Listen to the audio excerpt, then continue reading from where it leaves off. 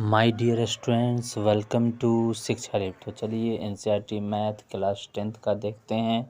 प्रश्नावली 9.1 में question number 6 देखते हैं कि ये क्या कहता है। चलिए बुक में हम क्वेश्चन देख लेते हैं। तो 6 नंबर क्वेश्चन हमारा कहता है 1.5 मीटर लंबा एक लड़का 30 मीटर ऊंचे भवन से कुछ दूरी पर खड़ा है। जब वह ऊंचे भवन की ओर जाता है तब उसकी आँख से भवन के शिखर का उन्नयन कोण 30 डिग्री और 60 डिग्री हो जाता है। बताइए कि वह भवन की ओर कितनी दूरी तक चलकर गया है। तो ये हमारा क्वेश्चन कहता है 1.5 मीटर लड़का है 30 मीटर ऊंचा भवन। तो चलिए हम सबसे पहले क्या करते हैं, फिगर को ड्रॉ कर लेते हैं, फिगर बना लेते हैं। तो सबसे पहले हमने एक भवन की ऊंचाई को ले लिया है और उस भवन की ऊंचाई से क्या है ना, एक लड़का जब देखता है तो क्या है, 2 उन्नयन कोण उसका बनता। तो हम क्या करेंगे, एक ही त्रिभुज में 2 उन्नयन कोण बनाएंगे। एक हम 60 डिग्री और एक 30 डिग्री का उन्नयन कोण बनाएंगे। तो चलिए हमने एक उन्नयन कोण बना दिया, दूसरा हम एक और कोण बनाएंगे। इसीलिए त्रिभुज में बीच में एक और लकीर हमें ड्रॉ करना पड़ेगा, खींचना पड़ेगा। तो ये हो गया। उसके बाद हमने क्या किया, अब इसमें देखिए भवन है तो भवन से 1.5 सेंटीमीटर क्या है ना, कि 1.5 सेंटीमीटर तो लड़का भी है। तो आखिर भवन भी ज़मीन की सतह पर है और लड़का भी ज़मीन की सतह पर है। तो यहाँ भवन से लड़का की ऊंचाई तो कटेगा ना। अब यहाँ भवन की पूरा ऊंचाई जो है नीचे से दे रखा है 30 मीटर ऊपर तक, और कोई लड़का 1.5 सेंटीमीटर का है, 1.5 सेंटीमीटर का है, तो 30 में से तो लड़का की ऊंचाई तो कट जाएगा। सबसे पहले हम नामकरण कर लेते ABC, और नीचे लड़का खड़ा है तो इसको D और E मान लेते। तो ये हो गया। अब भवन की ऊंचाई 30 मीटर और CE लड़का हो गया, C से E तक लड़का है, उसका ऊंचाई 1.5 मीटर। और हम क्या करेंगे ना, तो इस भवन की ऊंचाई में क्या है, लड़का जब देखता है तो एक 30 डिग्री और एक 60 डिग्री का कोण बनता है। ठीक, अब हम क्या करेंगे, जैसा कि यहाँ ABC और AB, A से D तक लंबाई 30 मीटर और BD हमारा क्या है, या CE मान लीजिए या BD मानिए, CE 1.5 मीटर। तो हम 30 में से उतना घटाएंगे तो हमें क्या है, AB का मान निकलेगा। तो चलिए आगे प्रोसेस करेंगे तो आपको समझ में आ जाएगा। तो सबसे पहले हम क्या करते हैं, भाषा लिख लेते हैं। भाषा हमारा कहता है, माना कि AD एक भवन है। देखिए A से D तक भवन है ना, क्योंकि ज़मीन तक भवन भी है, ज़मीन पर लड़का भी खड़ा है। तो A से D तक हमारा नीचे तक भवन है, ठीक ना। तो AD एक भवन है, हमने लिख लिया है। आगे हम लिखेंगे जिसकी ऊंचाई 30 मीटर, जिसकी ऊंचाई कितना है, 30 मीटर। तो हमने लिख दिया जिसकी ऊंचाई 30 मीटर। AD एक भवन है जिसकी ऊंचाई 30 मीटर है। अब आगे हम लिखेंगे भवन से कुछ दूरी पर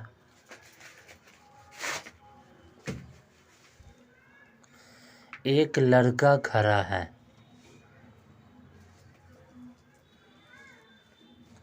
भवन से कुछ दूरी पर क्या है, एक लड़का खड़ा, और यही दूरी तो हमको ज्ञात करना है कि वह भवन से कितने दूरी पर खड़ा।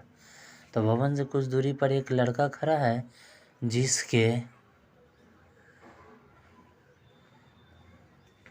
आँख से भवन के उन्नयन कोण, भवन का उन्नयन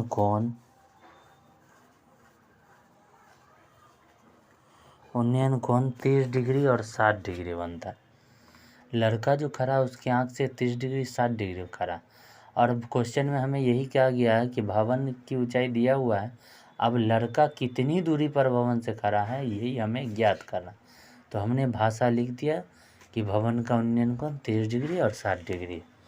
चलिए अब हम सबसे पहले देख लेते हैं कि इसमें दिया क्या क्या चीज़। तो सबसे पहले हमें CE दे रखा है, क्या दिए हुआ है, तो हम लिख देते हैं कि CE हमें क्या दिया हुआ है, 1.5 मीटर दिया हुआ, 1.5 मीटर दिया, ठीक। और हमारा AB हमको निकालना है, ठीक ना, क्योंकि त्रिभुज ABCD पर बन रहा है, C पर नहीं बन रहा ना। तो AB निकालने के लिए हमारा क्या है, AD माइनस CE।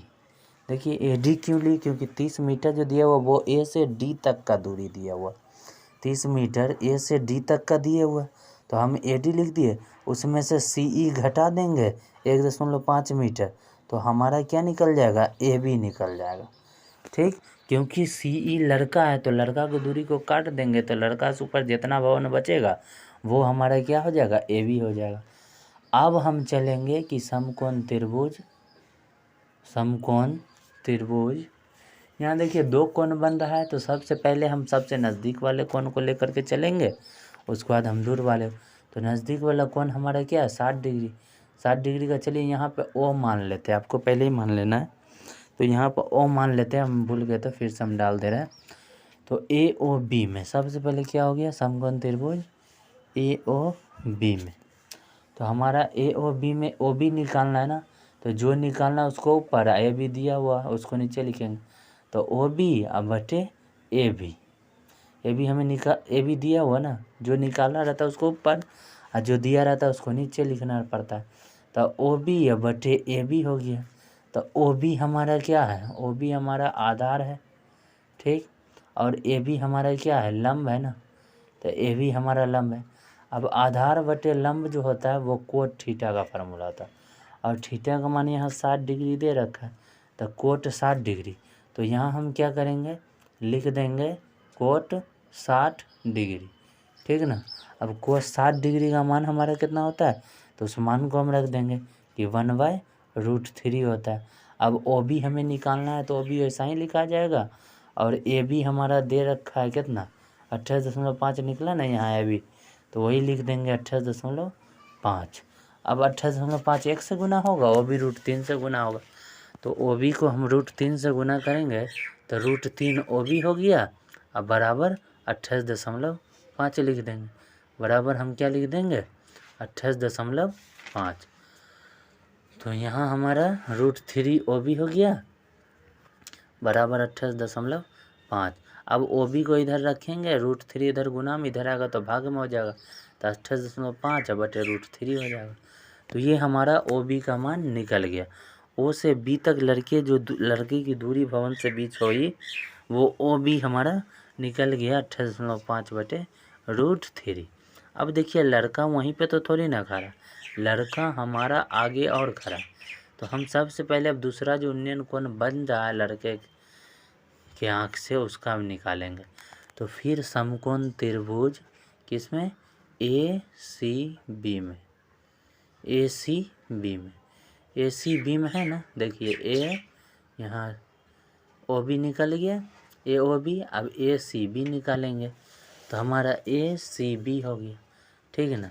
तो B से C पहुँचने में एक हमारा बीच में O आता है। तो चलिए आगे हम प्रोसेस करते हैं तो आप समझ जाइएगा। तो यहाँ हमारा क्या है, समकोण त्रिभुज ACB में ऊपर BC हमें निकालना है ना, और AB दिया हुआ तो AB लिखेंगे। हमेशा ध्यान रखना है जो निकालना होगा उसको ऊपर लिखेंगे और जो दिया रहेगा उसको नीचे लिखेंगे। तो BC हमको निकालना है तो BC ऊपर, और AB हमारा दिया हुआ तो AB नीचे हमने लिख दिया। तो यहाँ हमारा B से C तक पहुँचने के लिए हमें क्या करना पड़ता है, B से C तक पहुँचने के लिए CO और OB तक पहुँचना पड़ेगा। अब BC बटे AB सबसे पहले समझ लीजिए कि BC बटे AB कोट थीटा होगा। कैसे होगा, क्योंकि BC हमारा आधार है और AB हमारा लंब है, और आधार बटे लंब हमारा क्या होता है, कोट थीटा ही होता है ना। तो आधार बटे लंब हमारा कोट थीटा, कोट यहाँ थीटा का मान 30 डिग्री है तो 30 डिग्री ले लेंगे। तो सबसे पहले हम क्या लिख देते, सबसे पहले हम यहाँ लिख देते हैं कोट 30 डिग्री हो गया ना, बराबर BC बटे AB, यानी कि BC बटे AB हमारा। अब कोस 30 डिग्री का मान हमारा कितना होता है, √3 होता है। और यहाँ BC, चलिए देखते हैं कि BC हमारा कैसे निकलेगा। तो B से C तक पहुँचने के लिए हमें दो बीच में एक स्टॉप एक मान लीजिए कि यहाँ तक रुकना पड़ता है, तो बी से सी के बीच पहुँचने में एक ओ है बीच में, तो हमें क्या 2 भाग में पहुँचना होगा, सी ओ और ओ बी, तब जाकर हमारा बी सी पड़ता है। तो बी से सी तक जाने में क्या है, सी ओ प्लस ओ बी है, तो सी ओ प्लस ओ बी मिल के बी सी बन जाता है, ठीक है ना। तो सी ओ प्लस ओ बी, तो वहाँ नीचे हम बी सी की जगह पर क्या लिख सकते हैं, सी ओ प्लस ओ बी, तो हम बी सी की जगह पर लिख दें।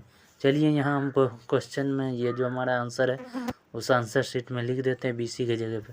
बी सी की जगह पे हम लिख देते हैं सी ओ प्लस ओ बी, हो गया। अब बटे नीचे ए बी ऐसा ही रह जाएगा। अब देखिए सी ओ तो हमारा कहीं दिया नहीं है ना निकला है, हमारा निकला तो सिर्फ ओ बी है, तो हम सी ओ को क्या करेंगे, वैसा ही छोड़ देंगे, और जो हमारा दिए हुआ है मान, उस मान को हम इसमें वैल्यू पुट कर देंगे, यानी वैल्यू उसमें रख देंगे, ठीक ना। तो हमारा क्या है ना कि इसमें हम सी ओ है ना, तो √3 को तो ऐसा ही लिखेंगे, और हमारा सी ओ है तो इस सी ओ को क्या करेंगे, सी ओ को ऐसा ही लिख देंगे। और देखिए ओ भी हमारा निकला है ना, ओ भी हमारा कितना निकला है, ओ भी हमारा देखिए यहाँ निकला है 28.5 अब बटे √3, तो हम इसको ओ बी के जगह पर क्या करेंगे, रख देंगे 28.5 अब बटे √3।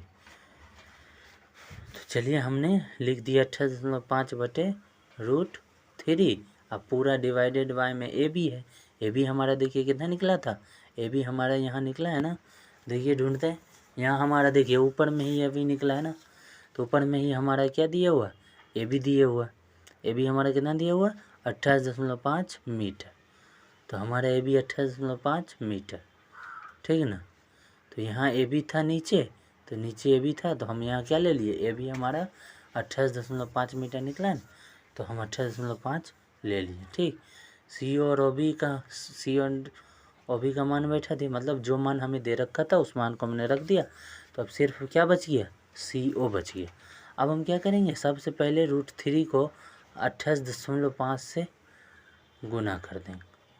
अभी गुना नहीं करते, पहले इधर का प्रोसेस कर लेते हैं। हम ऊपर √3 का एलसीएम लिए तो √3 हो गया, √3 को सी ओ से गुना किया तो √3 सी ओ हो जाएगा, ठीक है ना। तो यहाँ क्या हो जाएगा हमारा √3 सी ओ, ठीक, अब प्लस 28.5, ठीक, और नीचे हमारा पूरा में होल डिवाइडेड बाय जो है, पूरा डिवाइडेड बाय कितना है, पूरा डिवाइडेड बाय √3 है। और तो हम क्या करेंगे, लिख देंगे यहाँ पूरा में होल डिवाइडेड बाय 28.5, ये यहाँ नहीं लिखाएगा, ये हमारा नीचे बराबर में √3 इस बराबर के सामने लिखाएगा, क्योंकि वो ऊपर वाला प्रोसेस है ना, मेन तो ये है। तो हमारा ये 28.5 √3 से गुना हो जाएगा, तो 28.5 √3 हो गया, और यहाँ क्या बच गया √3 सी ओ प्लस 28.5 बटे √3। तो ये जो ऊपर वाला बच गया ये हमारा यहाँ नीचे पूरा लिखा जाएगा। तो चलिए हम लिख देते हैं इसको हम लिख देते हैं कि √3 सी ओ प्लस 28.5 बटे √3। अब देखिए वहाँ ऊपर तो हम क्रॉस मल्टीप्लिकेशन कर दिए, अब यहाँ भी क्रॉस गुना होगा ना, 8.5 को √3 से गुना करेंगे तो 3 हो जाएगा, यहाँ √3 सी ओ प्लस 28.5। अब देखिए ये 3 कैसे आया, इसका प्रोसेस थोड़ा हम अलग से समझा देते हैं आपको। तो चलिए देखते हैं, यहाँ देखिए 28.5 √3 था, और यहाँ वाला √3 यहाँ एक और आके गुना हो जाएगा, तो 2 को √3 हो गया ना, तो यहाँ एक रूट के अंदर 2 को 3 आ जाएगा, एक रूट के अंदर हमारा क्या आ जाएगा, एक रूट के अंदर दोनों 3 आ जाएगा, ये दोनों 3 हमारा क्या है, एक रूट के अंदर आया, करनी में 2 रहता है, कहता है 1 3 बाहर निकल जाएगा, तो यहाँ 28.5 गुने 3 हो गया, तो वही तो हमने लिखा है ना। आपको पहले भी पता है कि √3 को √3 से गुना करते तो 3 हो जाता। अब क्या 28.5 को 3 से हम गुना करेंगे, वो √3 इधर आ गया, तो इधर क्या बच गया √3 सी ओ प्लस 28.5, ठीक। अब 28.5 को हम 3 से गुना कर देंगे, 28.5 को 3 से हम गुना करेंगे, चलिए गुना कर लेते हैं, 5 3 15 का 5 हो जाएगा, हाथ में बचा 1, 8 3 24 1 25 का 5, फिर बचा हाथ में 2, 8 दूनी 3 दूनी 6 2 8 हो गया, और एक अंक के बाद दशमलव है तो एक अंक के बाद दशमलव हमने दे दिया, तो हमारा कितना हो गया 85.5 और ये 28.5 उधर प्लस में इधर आएगा तो माइनस में हो जाएगा 28.5 बराबर यहाँ √3CO बच जाएगा। ठीक, अब 85.5 में से 28.5 क्या करेंगे घटा देंगे। 5 में 5 गया 0, 15 में से 8 गया 7 और 7 में से 2 गया 5। 57 दशमलव के बाद 0 का कोई वैल्यू नहीं तो सीधा हमारा कितना हो जाएगा 57 हो जाएगा। तो यहाँ घटाने पर हमारा क्या गया, यहाँ आ गया 57। तो चलिए हम 57 को लिख लेते हैं। तो यहाँ हमने लिख दिया 57 बराबर √3CO बच गया। अब इसको इधर कर लेते हैं और इसको इधर कर लेते हैं, दोनों को क्या किया हमने पलट दिया। तो यहाँ √3CO को CO रहने देंगे और √3 इधर गुना होकर इधर आएगा तो भाग में आ जाएगा। अब √3 नीचे तो रहता नहीं है तो हम इसका हर का परमीकरण कर देंगे तो √3 है बटे √3 हो जाएगा। तो ऊपर 57 √3 हो जाएगा। अब बचे √3 को √3 से करेंगे तो 3 होगा जैसा कि आपको पता है। अब यहाँ 3 को हम 57 से काट सकते हैं तो 19 बार में कट जाएगा, 19 या 57। तो हमारा यहाँ नीचे क्या आ गया 19√3। यही तो हमारा मीटर आंसर हो गया। मतलब क्या भवन से लड़का जो है 19√3 मीटर दूर है जिससे उसका 2 उन्नयन कोण बन रहा है। तो आज के सम में इतना ही रखेंगे। उम्मीद है आपको समझ में आ गया होगा।